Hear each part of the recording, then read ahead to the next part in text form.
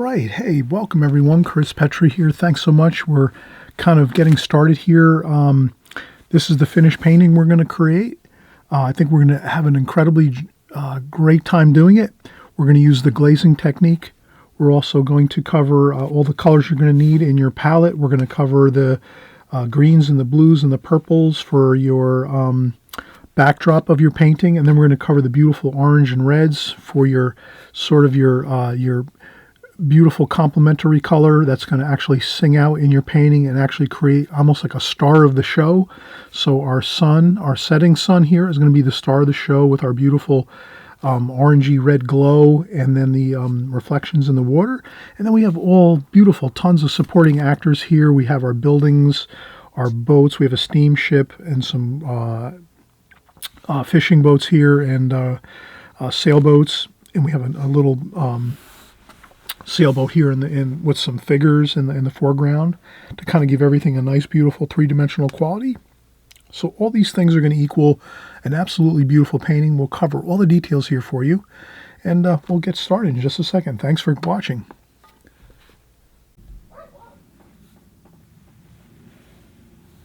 Okay, everyone, we just saw the finished painting. We're going to get started here, so I figured I would kind of maybe just take a little bit of time to explain how I did this sketch here. And then sometimes I figure it might be helpful if I can just, instead of drawing this out, it's very simple type sketch. The main thing was that I looked at this photograph, and you can see the photograph here. The distant shoreline is about halfway on this painting, and I thought to myself it might be a little bit better if I moved that shoreline, that distant shoreline, up just a little bit. I tend to think that a lot of artists will usually, professional artists will kind of agree with the fact that if you can try to keep a painting's space divisions in a certain ratio, that it tends to look a little better. So most, again, professional artists will tell you oh, okay, if you're going to create a painting and you have a distant shoreline, you'd probably be better off either raising it up a little bit and making it a little bit more higher than the halfway point of your painting, or a little bit lower. So you kind of have a little room to play with when you're creating your sketch. So this person that took this photograph in the early 1900s of this painting here in France, in this beautiful seaport of Le Havre. Hope I'm pronouncing that correctly.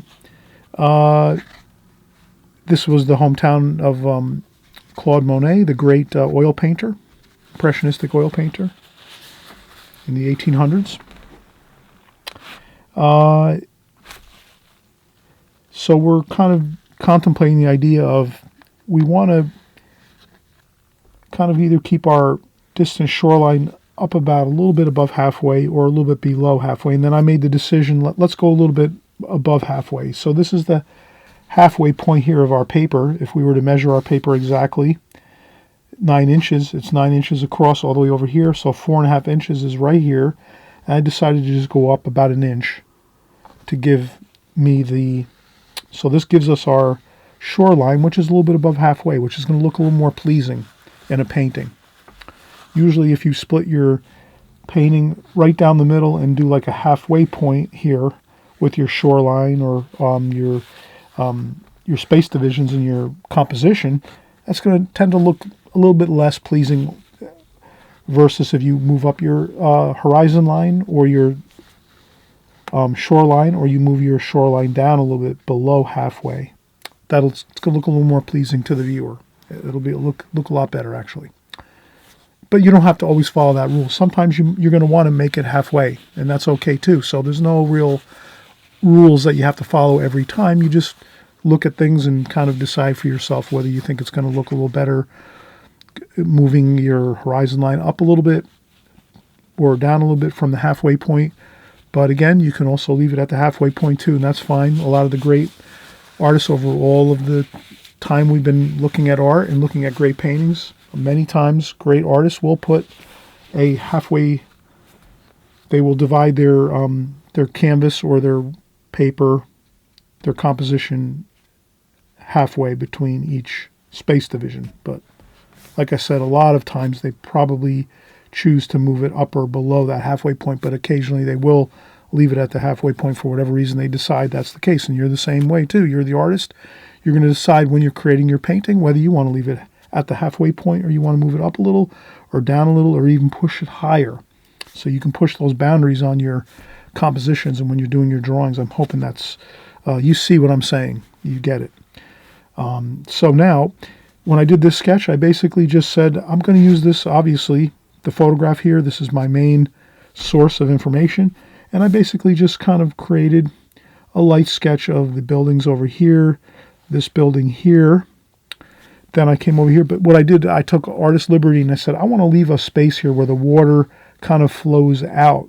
So this way, if you notice in a painting, if you're kind of walled off and you have everything kind of blocking you and you don't have a way of kind of exiting through the painting, that can sometimes feel like it's a limited painting where you don't feel like you can actually move through it and feel like you have a free feeling of flowing through things.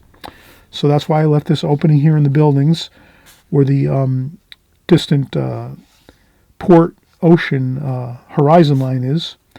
So I wanted to leave a space there with some water through there. So we feel like that if we were in a boat or, just enjoying the scene and we could see through there so that we could see out into the further distance, wherever that may lead. And then I just continued on here and kind of got this building here, right there. And then I kind of did a little bit of a free-flowing lines here. We might kind of have these little bit of slight angles here.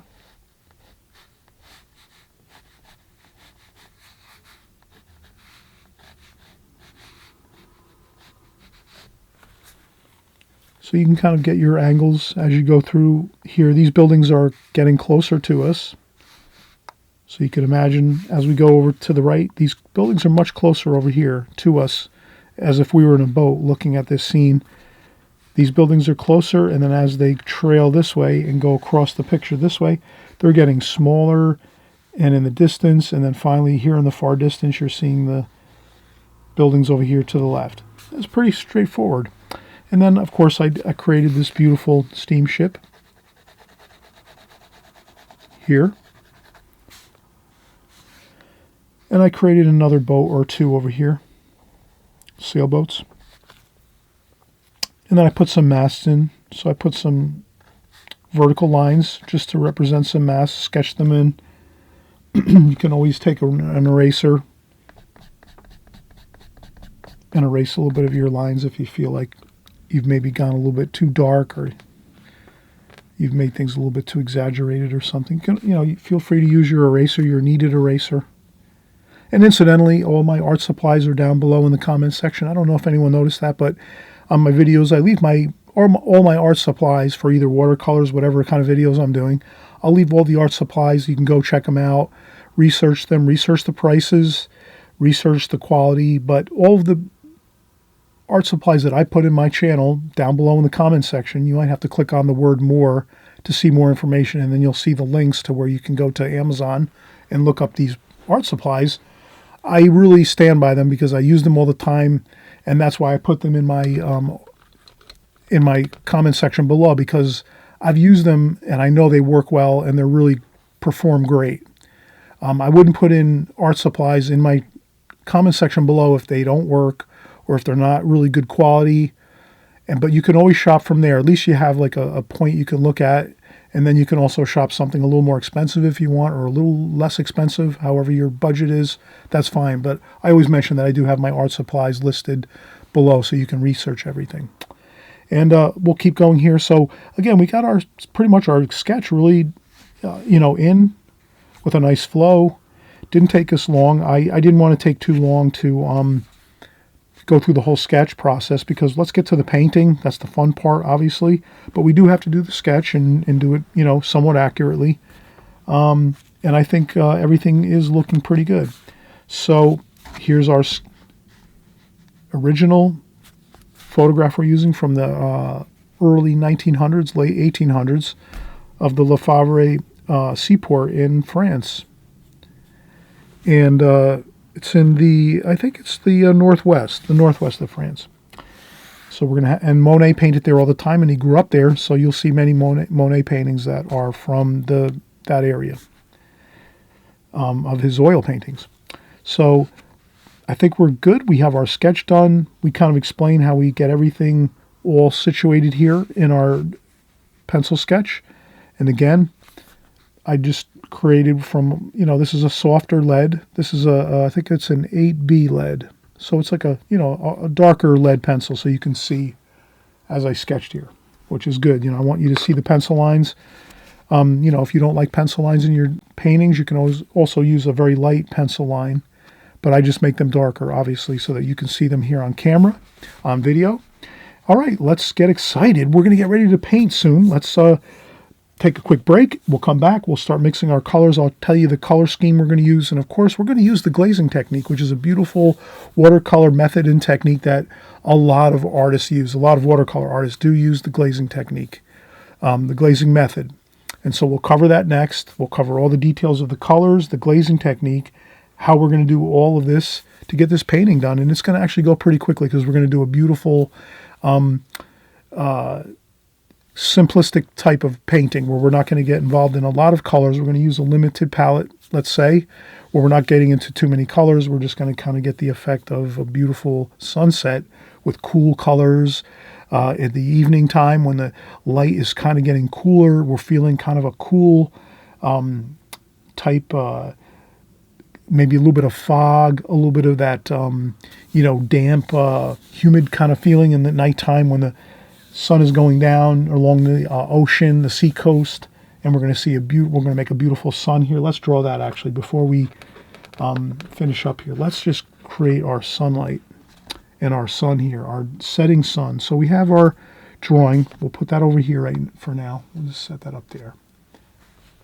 And then we can even ask ourselves, well, where do we want to put the sun here? Maybe I would say a great spot is right here. Because if we put it here, if we put the sun maybe setting up here, like this, maybe even right here, like that, that's great because then we can get the reflections down in the water of the sun like this. What do you think? Isn't that a good idea? I think that's a good idea that we do it that way. Like that. So our reflections of the sun setting here, orange glow of the sun. And I think that's good. We will have a wonderful time creating this. I may make this, the globe of the sun, just a little bit smaller. Like that. That might be a little better. Okay. All right. So let's come back. We'll mix our colors and we will get started. All right. So now let's keep motoring on here. We're going to get the washes and our glazings on the paper now. So I'm predominantly going to use 3 different brushes. This is a number 50 Da Vinci and a number 30, so a 50 and a 30 Da Vinci synthetic watercolor brush. And these are the square or the flat brushes as they call them. These can get you a lot of beautiful washes and water and colors on your paper quickly, efficiently. And what I'll do is I'll mix the colors with my number 8 Da Vinci travel brush. So I have a Da Vinci travel brush here, number 8, and this is a Kolinsky Sable natural hair brush, and these are synthetic brushes here, which are the Da Vinci brand, and it's a number 50 and a number 30 millimeter. Square brushes or flat brushes as we call them, and we're going to use these 3 brushes mainly, and we'll be fine. So the first thing I'm going to do is let's mix our colors. So what I'll do is I'll set my other brushes alongside here on the table and we'll start mixing our colors. And what I wanted to mention is your colors for this painting, I'm going to move my phone here. We're pretty much, I don't think we're going to use the reference photograph anymore because now we're just going to kind of be more creative with our painting and just go with the flow. And we'll show you the colors here as we go as to how we're going to paint this. So first thing I'm going to do is I think I want to use a transparent blue. I think that'll look good. But I'll use opaque blue too. So let's do this here. Let's get the blue. Let's do this. Let me move these up here. That's cobalt blue.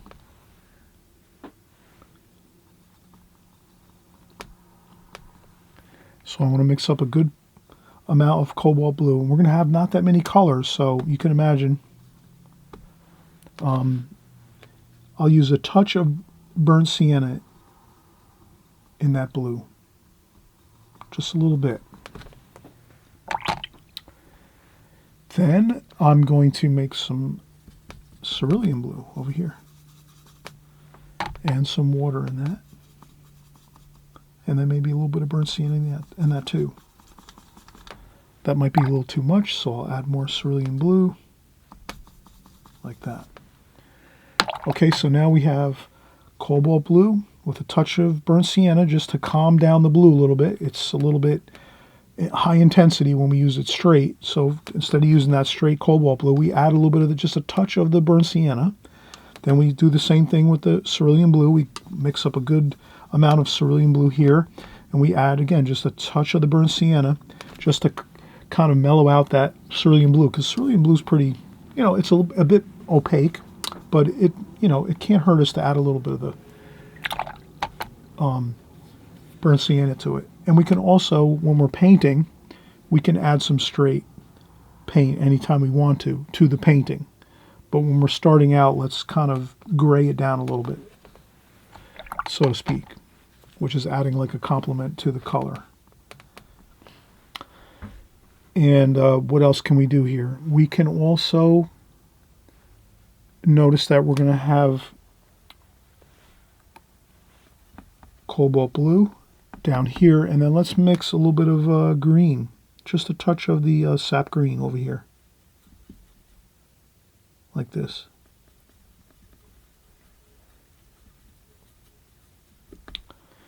To the cobalt blue over here. A little bit of sap green to that. So now we're getting kind of like a nice mixture of blues and greens, but mostly blue, and that's the cobalt blue. And then we'll even add a little purple, some violet over here on this side. So now you can kind of see we're mixing up pretty much a really nice blue, green, purple.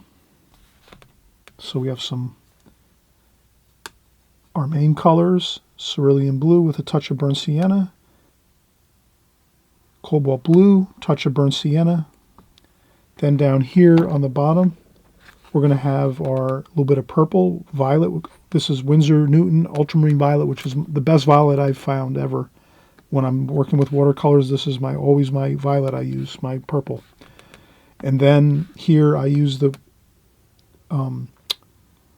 cobalt blue. And then over here we added a little green to the cobalt blue. So we have a little bit of a blue-green mix. So a blue, blue-green, blue-purple. Up here, again, we have our standard cobalt blue and our cerulean blue.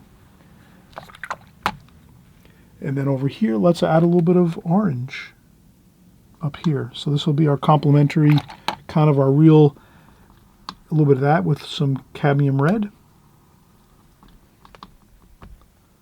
Maybe a little bit of alizarin crimson too.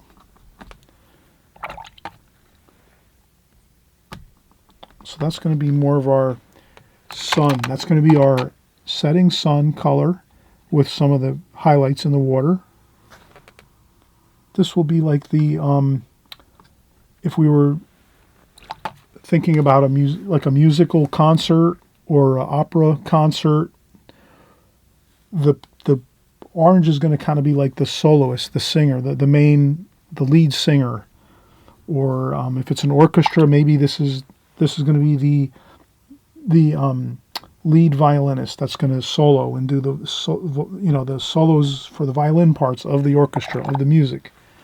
And all these other colors are going to kind of be just supporting this orange. And then with how that translates to the painting is the sun that we're going to create here, the setting sun with the beautiful glow of that sun, and the reflections in the water of that orangey red color. That's going to be the same thing. That's going to be like the lead singer or the lead violinist or the lead soloist. So that's just kind of a way to think of it musically in a sense.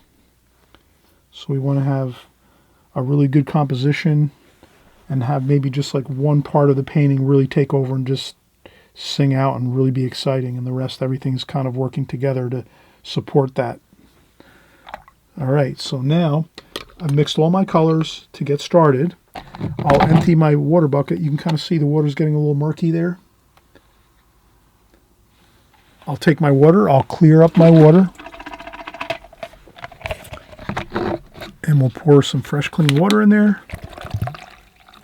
And then the next thing we're going to do is take our paper, and we're just going to kind of dampen our paper the whole way across. So I'll take my larger brush, which is the 50 millimeter. And I'm just going to take some clean, fresh, I just poured some fresh clean water in my water bucket. And let's just go across the whole painting like this, the whole paper. And just do a nice light coating of fresh clean water. And we don't have to spend too long on this. We just want to get a nice damp wetness to the paper so that when we start going over now with our colors for our first coating, our first glazing, our first wash, it's going to flow real nice and blend real nice, all the colors. All right, so I just completed that first bit of light coating of water over clean, fresh, clean water. You have to empty your water bucket at this point. So if you've mixed all your colors in your palette, wow, this is really important. This is so important. Once you mix all your colors first, because we're pre-mixing our colors, does that make sense? We're going to pre-mix our colors first because we don't want to be in the middle of our painting and start scratching our heads and going, oh my God, what colors did I use? Or what colors did I mix? Or do I need to mix more? What colors do I do? That'll be too confusing. First thing we do is we stay organized, mix our colors first. We get them in our palette, all mixed up in our palette. We have enough paint and water to cover this whole paper. Once that's done, we take our water that's in our water bucket, which is going to be all muddy looking because we've mixed all these colors and rinsed our brush off, over and over and again to get all the colors here. Then we do that. We empty the bucket, get fresh, clean water in, and that's when we take our large flat brush like this, and we coat the whole paper with fresh, clean water. And then we have the gorgeous readiness of the paper. Now, what we're going to do is take the blues and just start working these blues into the painting. So I'm just going to sort of start getting these blue washes across here, like this.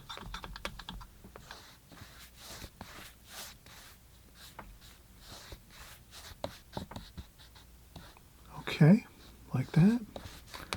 Doesn't have to be perfect. Then you can come over here and you get your blues and greens.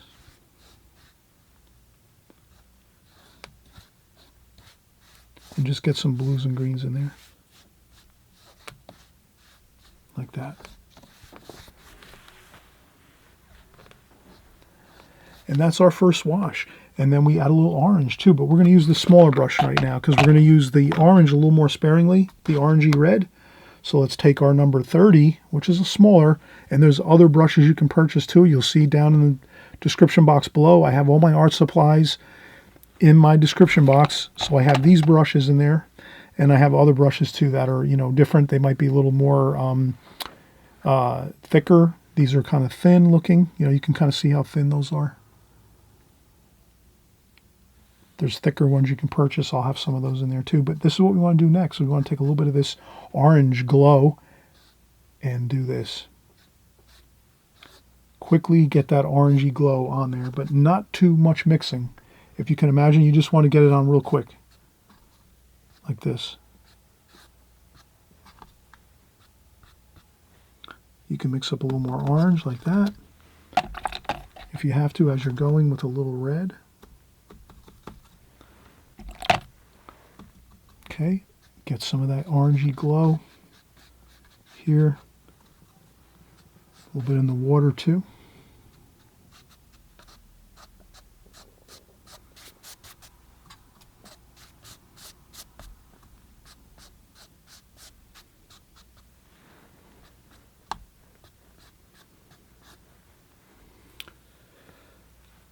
And that looks good, and you can add a little more here and there, but very little though over here.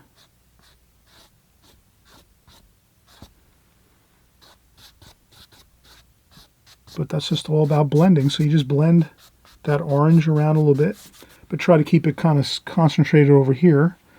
Maybe a little bit over here, but we'll concentrate the orange glow over here by the sun setting.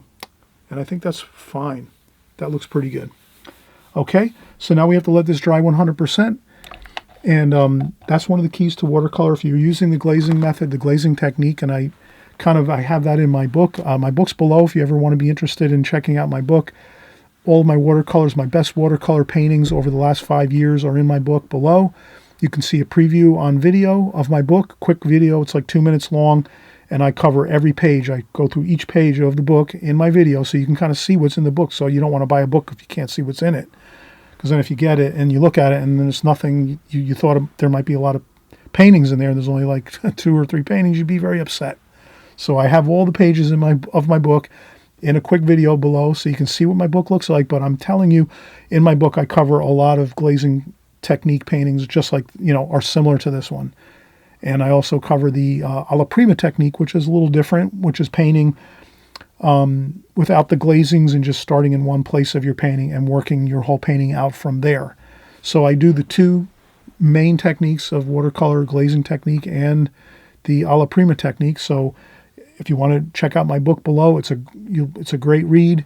You'll be able to see incredible amounts of paintings that I've created over the last 5 years that are the best of my best paintings. And I hope you'll definitely purchase it, and you won't go wrong with it. You'll have years and years of painting from my book, because you can take all the paintings and just work from those paintings and try to paint and follow along and create each of the paintings I've created numerous times. And that will really get you really in a solid way of painting that's going to always stick with you, and you'll have that basic knowledge of creating paintings in the alla prima technique or the glazing technique that I use. And when you practice those over and over and over again, they become just part of your natural technique in the way you paint, and then you won't have any questions. You'll always be able to just kind of attack paintings when you're going to do them, and you already have that confidence that you're going in, you're doing the painting, you're going to use the glazing technique, or I'm going to use the alla prima technique, or even in some cases you're going to say, oh wow, I'm going to use both the alla prima and glazing technique interchangeably as I go through my painting, and I'm just going to kind of go with the flow. So it's really, if you learn the both techniques, then you can use them in combination or exclusively each of those, and you'll really have the watercolor medium handled. You'll have all the basic knowledge you'll need to create beautiful paintings. So I'm hoping you'll check out my book. And let's get started. Once this dries, though, we have to let this dry 100%. So let's do that. Let's let this dry. You can use a blow dryer.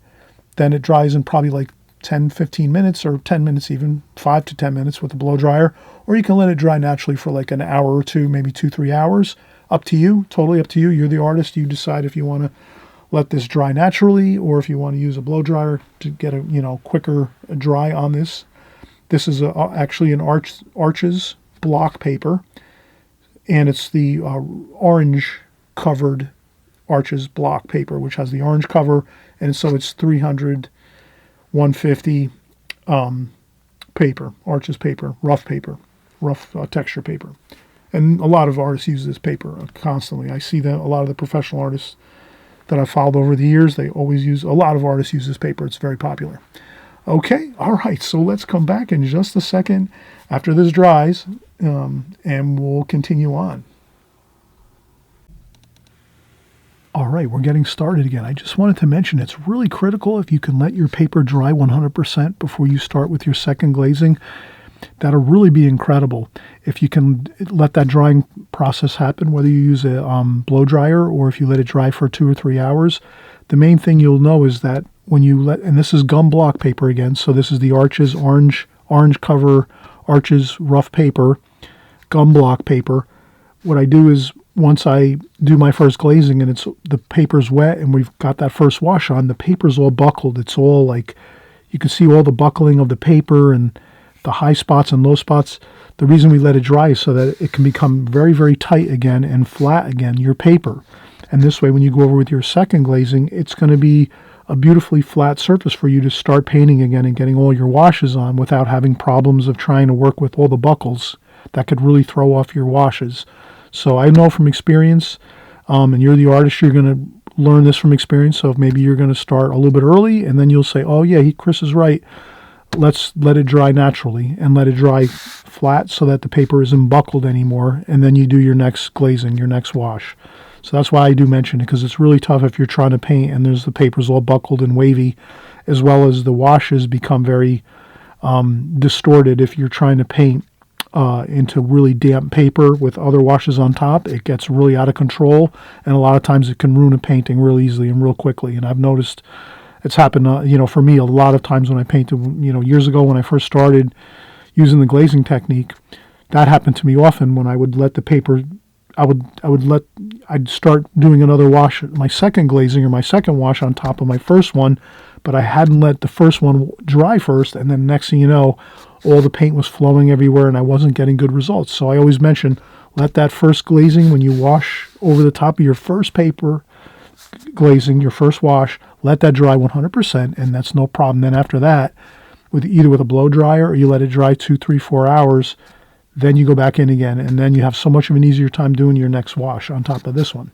Okay, so that really is important. Thought I'd mention that. And what we'll do is we'll do another round of mixing up some more paints. So I will take some more cobalt blue over here and some more cerulean blue over here, and maybe a little bit of that orange in there too. So we have that. And then down here we'll do the same thing. A little bit of that purple, and then blue, cobalt blue, and then a little bit of the green, sap green over here. Just so we have a little bit of mixes of color there in case we need it. But I think we're going to keep this pretty simple, and maybe just do some cobalt blue. And what we'll do is we'll try to get a little bit of a darker wash over here. So this is now where we start going over with our darker wash. And what I'll do is I'll go around the sun here a little bit. You can kind of see how I'm going to do that. I'm going to go around I'll just carefully paint around that globe of the setting sun, and then continue on like this and just kind of do some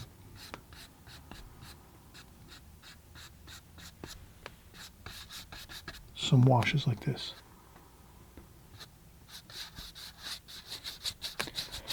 And this is all. You have fun now. This is your second glazing, so you're going to have some fun and enjoy just using some of your colors here, some blues over here.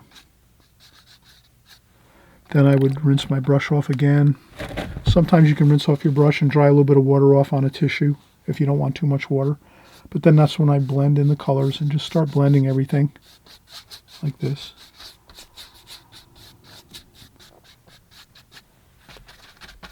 Like that.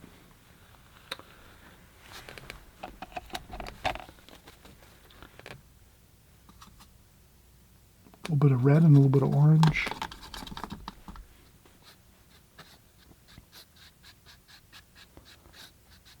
Like that.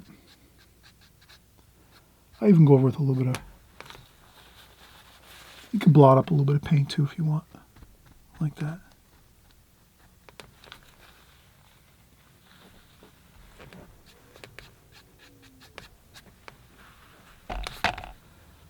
All right, and then we're going to continue blending here. And what I'll do is, at this point, I'm going to start getting in a little bit of purple, a little bit of orange here between these buildings. And then we'll start getting in some of that darker blue, like this.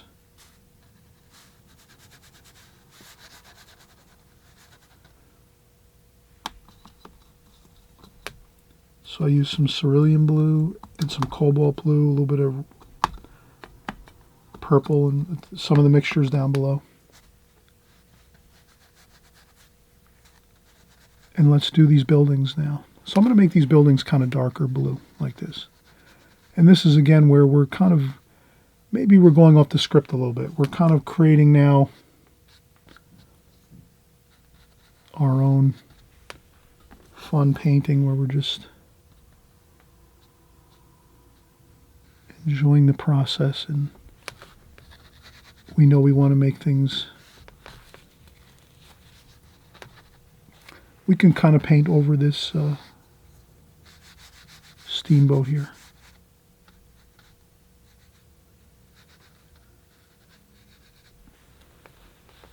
With that blue, we can paint the steamboat over with the blue.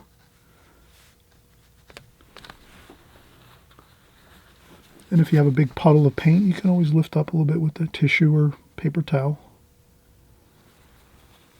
Okay, so we're just, again, maybe a little more cerulean blue, a little more cerulean and cobalt blue.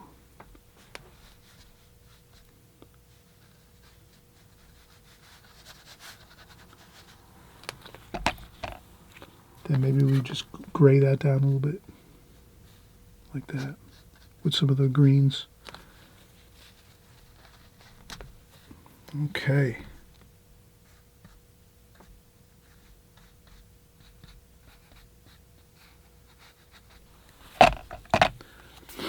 And if you have some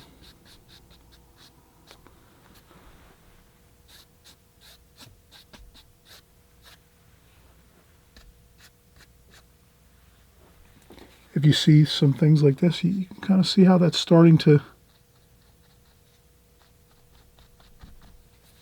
blossom out. Sometimes if you add too much water, your paint will start to get out of control of the washes, so you don't have to worry. You blot up a little bit with your tissue, and it should be fine. And then we're going to do the same thing. More dark blues over here. And then you can also use your round brush here. If you find that you're starting to get into some details that need a smaller brush, you can get into a smaller flat brush, or you can use a round brush too with this painting. No big deal. Either way is going to work.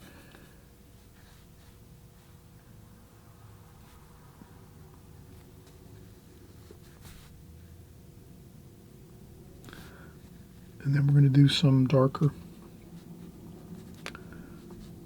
bits of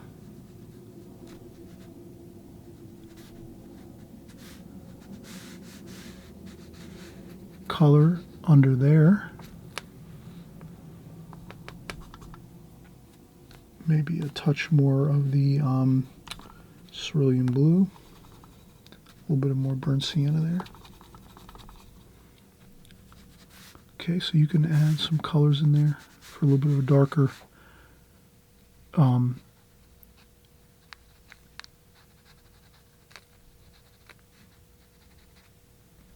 bit of shadowing and reflections on the water. Like that. You can just add a little bit of darker reflections there. And some more of the... So these might be good as we go to do the shadowing of the buildings, the reflections of the buildings in the water, like this. Like this. Plenty of blue. Like this.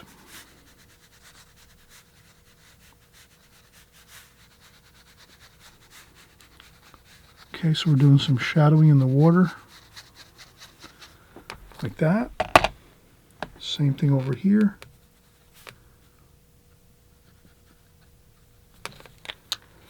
And again, if you have a couple washes that's where letting things dry help out.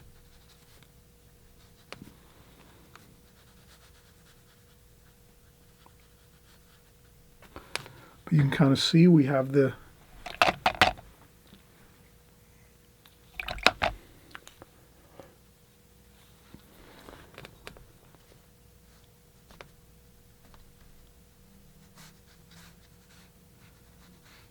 washes going really well for us here. And what we'll do is now we can kind of see that we have plenty of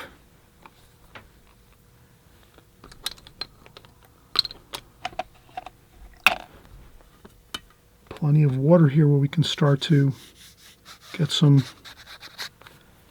You could always take a spritzer bottle and spritz on some dampness to the paper. And then start to get your your washes in your water like so.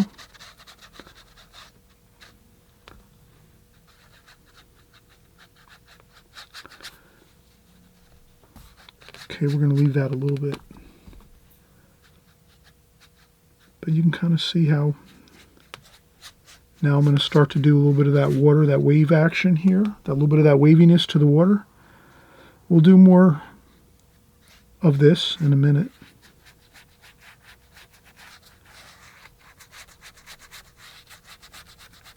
But you're kind of seeing how everything is starting to work together now for the whole of the painting. It's like we're harmonizing everything together, the colors.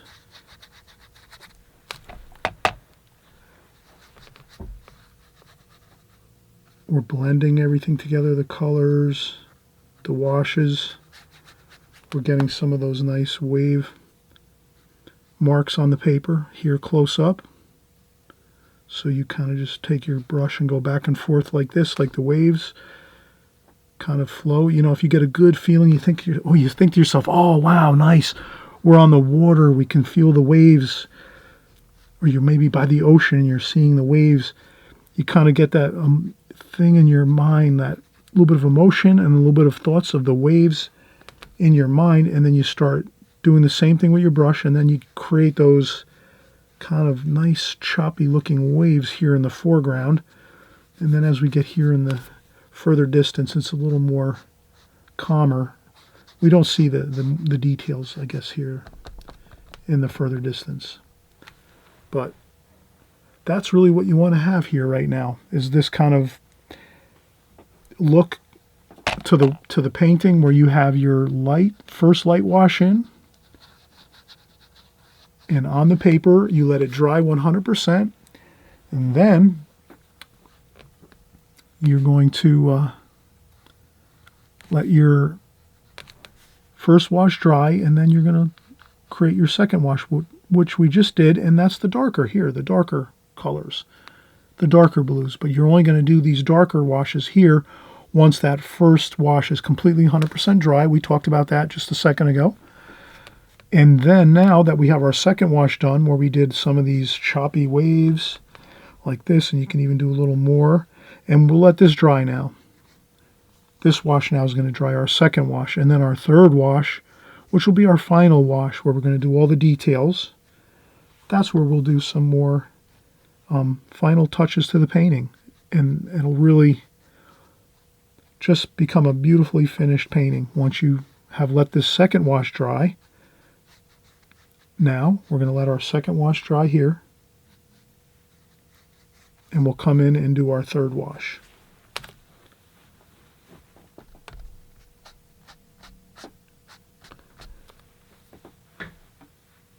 And what we could do right now is empty our water bucket again, because the water's getting pretty murky and muddy looking from doing all these secondary washes on our second glazing. So that's when we empty out our water bucket, put fresh clean water in our water bucket. I'll do that now off camera, so we don't have to worry about that. And I hope you're going to give me a thumbs up if you like this video. Hopefully you'll share this video to other artists that you might know, other watercolor artists or oil painting artists, whoever you might know in your artist communities. Hopefully you'll share this, because this is a really fun painting to do in watercolor. I think everyone can pretty much do it, whether you're a beginner or if you're more of an advanced painter, you're an old grizzled pro at watercolors. Doesn't matter. This is a fun one to do. Doesn't matter what level of painting expertise you have. You can definitely do this one, have a great time of it. And again, once we finish up, you're going to see how incredibly beautiful this looks. Okay, so we're going to let this dry now. Our second wash, remember that, the second wash too, when you're done with that one, let it dry 100%. And again, you can use a blow dryer. 5-10 minutes of blow drying will dry off your second wash, or you can let it dry 1 or 2 hours or 3 hours, depends on your room temperature and how much water you've put on.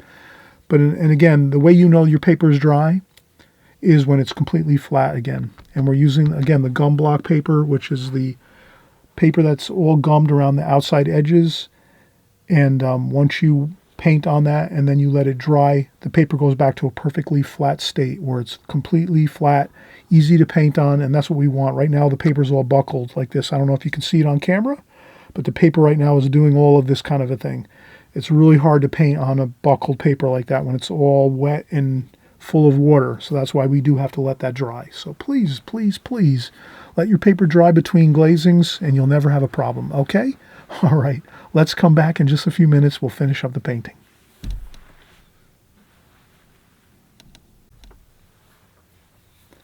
All right, we're close to finishing up our painting. I'm hoping you're having a great time here. We're just enjoying all of the beautiful colors and the washes.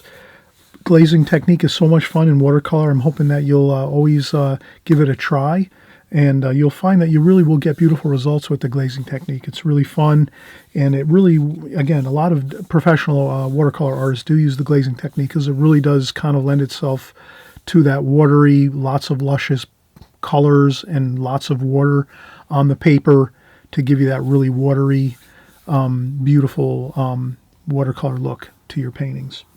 So what I'll do is we'll mix up some more colors just to get another bit of things mixed up in our palette here. So we're going to have, again, that cobalt blue with a little bit of the burnt sienna, like that, and then a little bit more of the cerulean blue. Maybe we'll do a little more of the sap green again over here, cobalt blue here in the middle, and then a little bit of the ultramarine violet, which is the Winsor Newton. So we have, and then we have our orange over here, of course, that we'll do. So we have that. We have the orange and the little bit of cadmium red, like that. Okay, now I definitely wanted to darken up a little bit of the boats here. So you could take a little more of that burnt sienna, add a little bit of burnt umber. I would say a little bit of French ultramarine. I would say let's use the ultramarine violet. That might be better because we don't want to introduce a new color. Let's stick with the colors we started with and not really go into anything else new. So let's stick with the ultramarine violet, cobalt blue. That gives us a good dark there, and some burnt sienna, like that, and some more blue. There we go. And then let's get in our steamship here with a little bit of a darker dark. Let's even make it some more. Let's get in lots of that cobalt blue. I would say, yeah, let's make that cobalt blue really.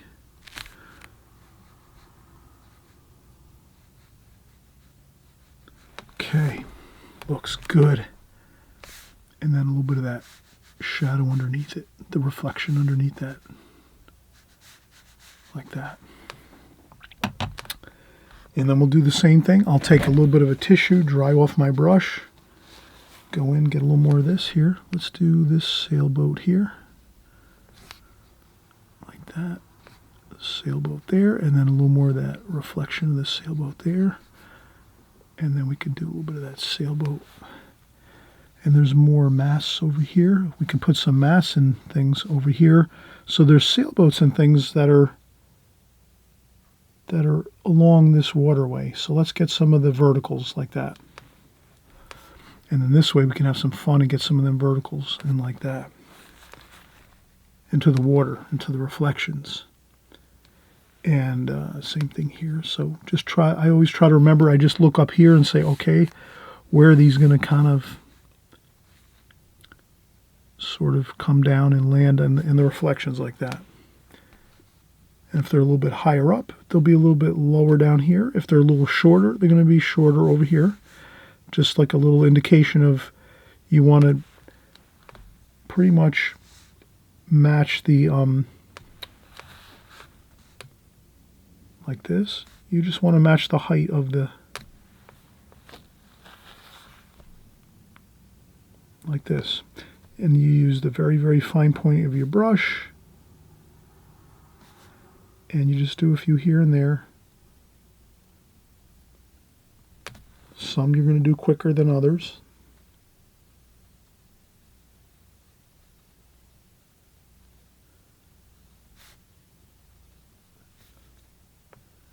I'll put another boat over here and some reflections, like so. Okay, so we're just working in a little bit of some darker washes in here. Try to build that three-dimensional quality in on our paintings. So if you add some darks in here, and there's a few more boats over here, like that.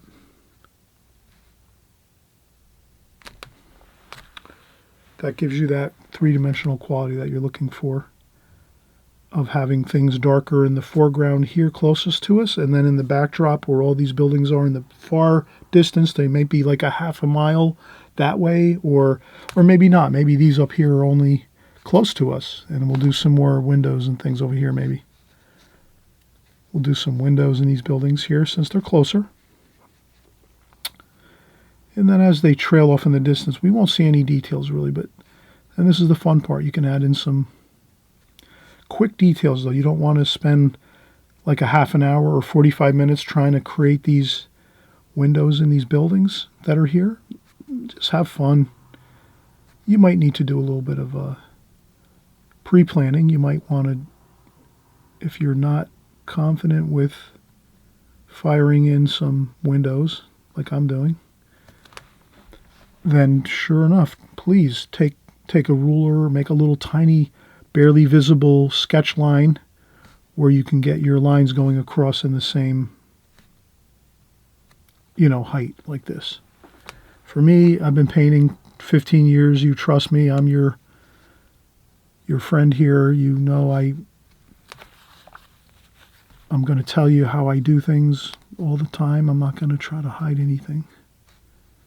So that's why I say if you need to do a little bit of sketch lines to help yourself work quicker. So like you can see I'm going kind of fast here to do my very, very loose and fun marks on the buildings for windows and things like this, right? You can do the same thing very easily by just taking your time before you start painting and the paper's dry. You could take a ruler and you could put a ruler across your paper like this and draw a very, very tiny light pencil line that only you can see. That's very barely visible, but just enough that you can see it. And you draw 3 or 4 of those going like this, like 1, 2, 3, and 4. And then you can just go right across like this on that pencil line so that you're going to get those lines pretty even, pretty straight across there. And they don't have to be perfect, obviously. And then as they go off in the distance here, you don't have to worry about it. You're not going to see the windows in these buildings over here. But just over here, you will see them. And you can make a couple arched doorways here maybe, just to do a little different, something different. Like that. So the more close the buildings are closer to us right now, the more details you'll see, like maybe some arched doorways here. Like this. But as they go into the distance over here, you don't see that. You don't see the details at all. It's misty and it's cool. It's the sunset. It's in the distance.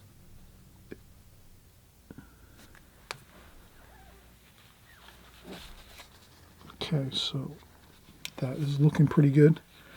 I think I can...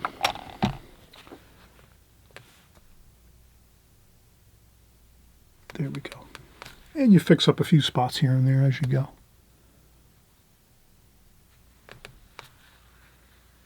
So I hope you're having fun so far. Let's get this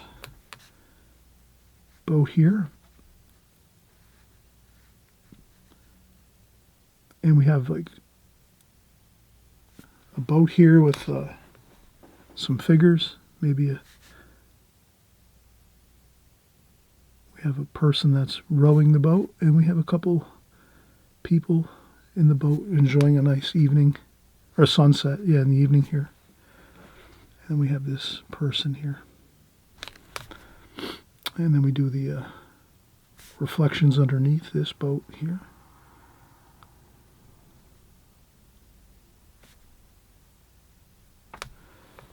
Like that. And you'll see how that works out really nicely.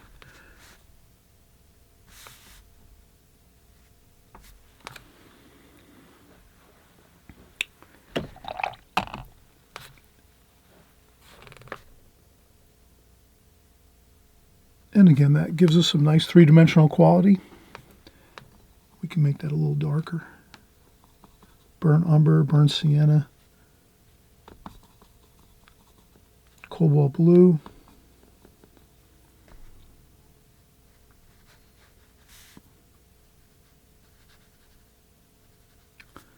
Like that. All right, and now I'll do one more, kind of the icing on the cake, so to speak. That's what we're going to leave for last. Of course, I wanted to do this for effect. You're going to really enjoy this now. So now that we have everything here pretty much really all set, now the star of the show, the lead singer, as we would say, or the lead violinist in the orchestra, whatever you want to kind of think of it, it's going to be the real beautiful part of the painting where we're going to add in that gorgeous sunset, where we're going to add some beautiful orange and red paint to this sun here that we created right when we started, and we'll put those reflections of that sunlight right into the water. You'll see how it just kind of really sings out in the painting and really looks absolutely beautiful. Okay, so we're going to come back and do that in just a second. I just want to let this dry now, and then we can accomplish that last bit of beautiful detail in this painting, and you'll see how great it looks. Okay, all right, so we'll be right back. Okay, so we are really excited now. We're kind of finishing up the painting here. We're excited. It's almost like the frosting on the cake here. And what I'll do is I'm going to just clean this one spot of my palette so that we can have some really good, fresh, clean color here with our cadmium orange and a little bit of cadmium red for our glowing sunset. And then we add a little bit of blue and green. And we tone it down a little bit, maybe with a little bit of blue, purple, green. And we'll put a little bit of red there. Okay, so we kind of have everything all set now for our sunset and our sun glowing here in the sky as it's setting in the distance here. What I'll do is, before I do that though, let me just, one more time, let me revisit. So you will see that occasionally and I'm hoping if you're not subscribed, I'm hoping you're going to subscribe on the right-hand side below. This channel, I've been here on YouTube for over 5 years now doing watercolor painting tutorials. I'm hoping you'll join along every week with us. We're doing like 2-3 paintings a week. So you can join in anytime you want. But when you subscribe below on the right-hand side, all that's going to do is YouTube will just alert you when I've created a new video, so you kind of know that I'm here creating new videos every week and you won't lose me. I know some people have written me and they said it took me like 6 months to a year to find me again on YouTube, because YouTube is such a huge place and there's so many videos and so many artists, and sometimes it's really difficult to find a video or an artist that you like. So I'm thinking, if you're at the right place at the right time if you're here, and I don't want you to lose my channel as far as not being able to come back and see us again here as we're painting. So if you click on the subscribe button below on the right hand side, all that does is just YouTube will let you know we've created a new video, and you won't lose track of where we are on YouTube. And you'll also know that we're creating some new videos in the coming weeks, because we're working here every week on YouTube. So I'm here week after week, month after month, and year after year for you, so that you can work along with us and learn watercolor. I cover all the basics and fundamentals of watercolor, so you won't be, guessing on things. You'll know that you're learning the best quality methods and techniques in watercolor that you can learn that will actually really help you to get your watercolors looking beautiful, and you'll make a lot of progress. So I'm hoping you'll stick with me here. So again, here I'm going to just do a little bit of more of those little small bits over here of the water, the choppiness of the water.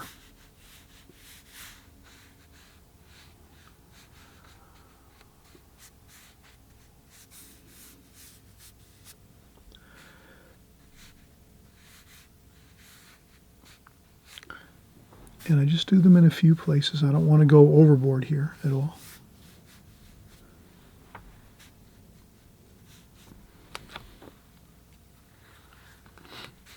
But just in a few places here. Just a couple of those choppy bits of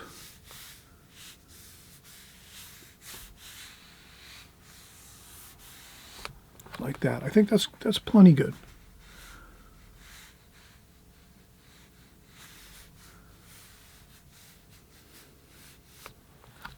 That's fine. Just to give it some texture down here in the bottom of the water here. So that looks really nice. Having that little bit of that choppiness here, the couple of little details.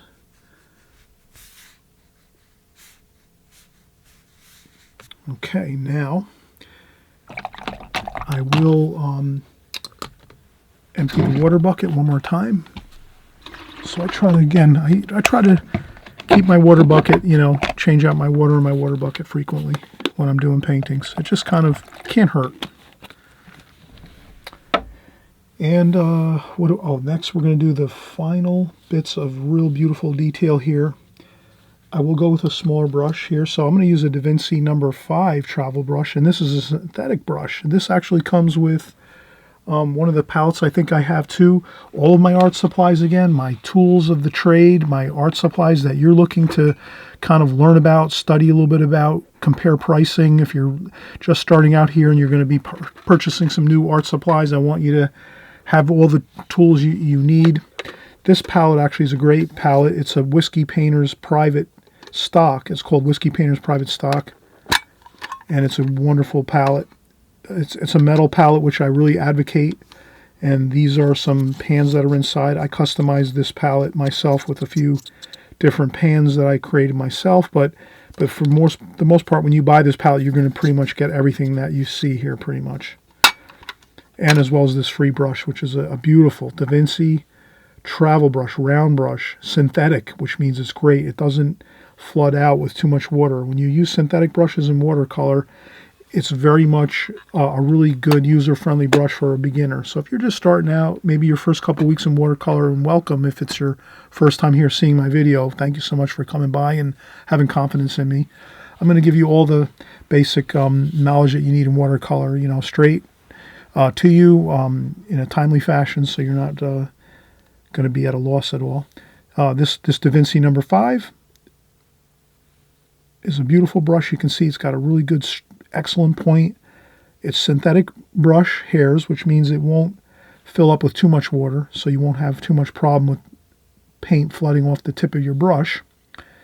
So then this, again, comes free with the Whiskey Painter's Private Stock paint box, which is an incredible box that would last you long, many, many, many years.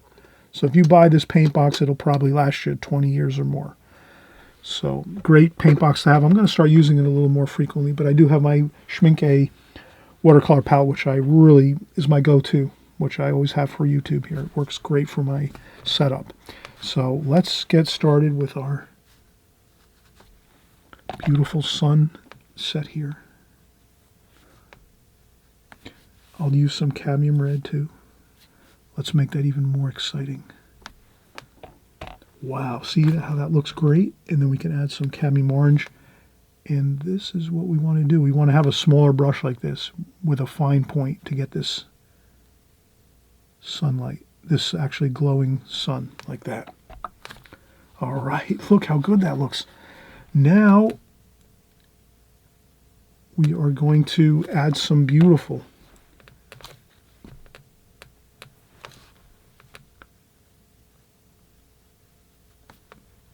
orange and red reflections in the water.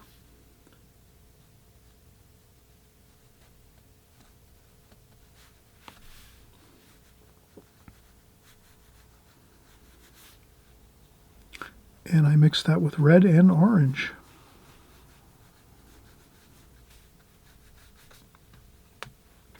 And then as we go further out into the distance here, it's a little less.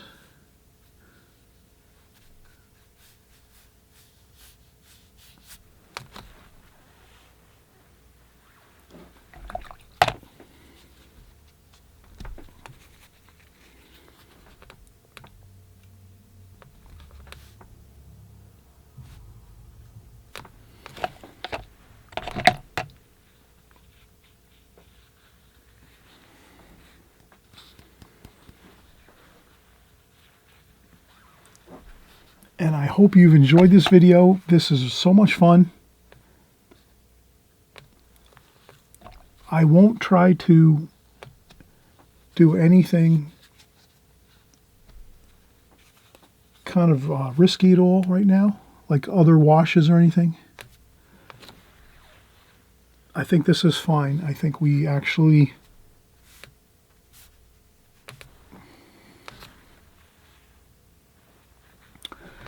I will add a little bit of that orange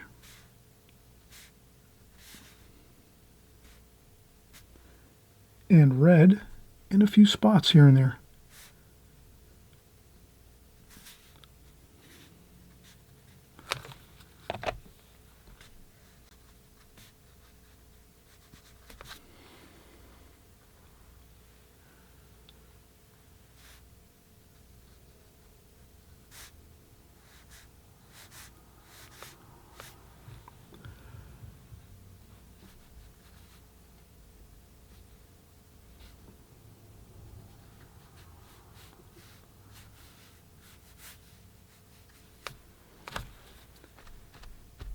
And I blot up a few things here and there, but I wanted to add some of that orange and red just in a few spots.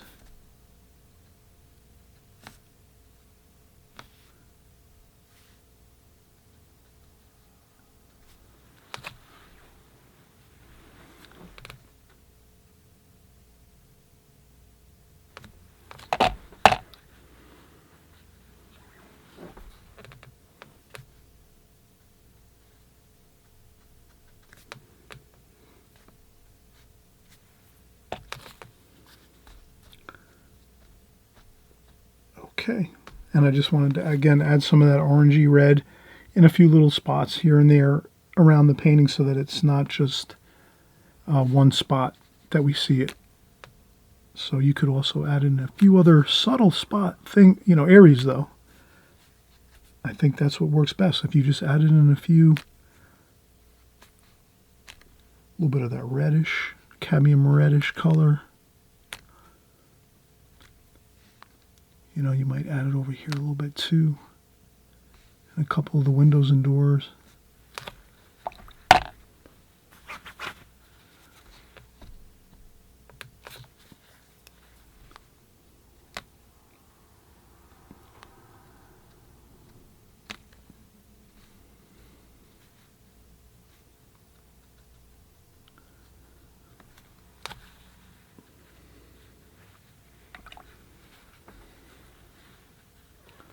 All right, thank you so much for coming by, painting along with me. We'll see you on the next video soon. And again, please, if you haven't subscribed, subscribe on the right-hand side below so you stay in touch with us. We're having a great time here on my channel. We're all together getting better at watercolor 1 week at a time. So when we get together every week, you'll be learning new techniques, new methods in watercolor. You'll be learning all kinds of interesting subject matter. We cover seascapes like this. We cover landscapes, still life with flowers, and we also cover portrait painting occasionally. We also work with ink and wash. So we do a lot of things with the watercolor medium, and you'll always have a variety too here. So you won't ever find that you'll be bored with my channel. You'll always have new things to challenge you, things to get excited about, to learn about, new things to create wonderful artwork. So we'll see you soon. Again, thanks for coming by, joining along. We'll see you soon, and I hope you have a wonderful time working on this painting.